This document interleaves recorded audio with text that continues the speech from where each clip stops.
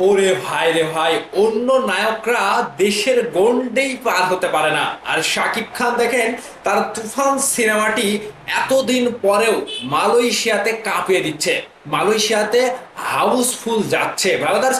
বাংলাদেশের একটি তুফান যে এরকম ভাবে আলোড়ন তৈরি করে মালয়েশিয়ার কুয়ালালামপুর শহরে যে ঝড় তুলে দেবে, সেটা অবিশ্বাসযোগ্য ব্রাদার্স। বিশ্বাস না হলে আজকের এই চিত্রগুলো দেখেন। শাকিব খানের তুফান সিনেমাটি মালয়েশিয়ার কুয়ালালামপুর শহরে চলছে। সেখানে যে মানুষ দেখেন, দর্শক দেখেন, হাউসফুল দর্শক।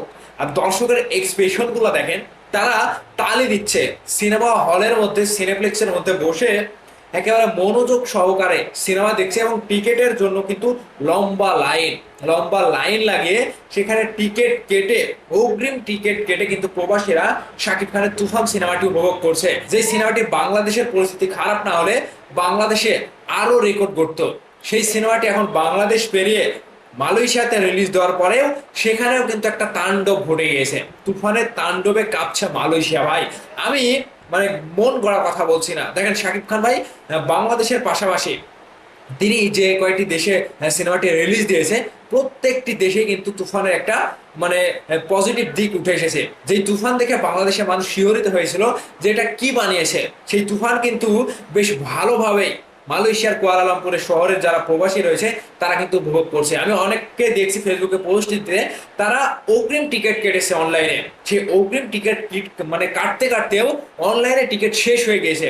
এমনকি সাকিব ভাই যুক্তরাষ্ট্রে রয়েছেন, সেই যুক্তরাষ্ট্র থেকে সাকিব ভাইও সেটা দেখে অবাক হয়ে যাচ্ছে যে তুফান সিনেমাটি এখনো আমাদের বাংলাদেশের মেগাস্টারের সিনেমা এখনো কুয়ালালামপুরে এতদিন পরে রিলিজ হওয়ার পরেও যে এরকম ভাবে কাঁপাবে, এরকম ভাবে যে দর্শকদেরকে বিনোদন দেবে, সেটা অবিশ্বাসযোগ্য ছাড়া আর কিছুই না। যে বাংলাদেশের রায়হান রাফি, তিনিও কিন্তু তুফান সিনেমাটি তৈরি করার পরে তার ভাগ্য খুলে গিয়েছে। বিশ্বব্যাপী তার একটা আলোড়ন তৈরি হলো এবং মেগাস্টার শাকিব খানকে যে বিশ্ববাসী দেখলো এরকম একটা লুকে, এরকম একটা গেট আপে, এরকম একটা সিনেমা তিনি যে করলো, সেই সিনেমার জন্য বিশ্ববাসী তাকে বাহবা দিচ্ছে যে শাকিব খান একজন নায়ক।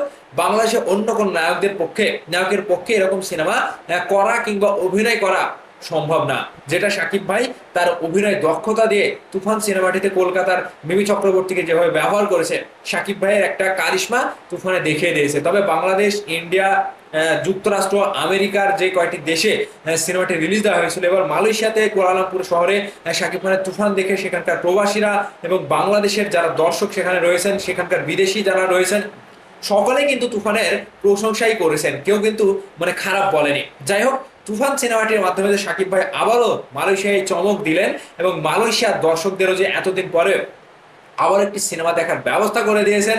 এমনকি মালয়েশিয়ার দর্শকরা সকলেই মানে সাধুবাদ জানাচ্ছে যে শাকিব ভাইকে নিয়ে এরকম ভাবে আমরা সিনেমাটি উপভোগ করতে পারবো এত সুন্দরভাবে।